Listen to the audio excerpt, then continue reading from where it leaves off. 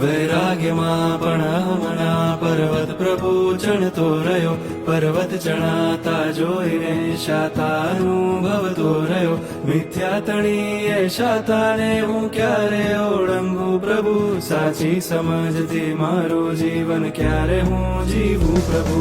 દરબારે તારા આવીને બસ એક વાત કરી રહ્યો, માંગણી બસ માંગણી ને માંગણી જ કરી રહ્યો. કઈ છોડવાની ભાવના હવે ક્યારે આવે હે પ્રભુ, સાચી સમજથી મારું જીવન ક્યારે હું જીવું પ્રભુ.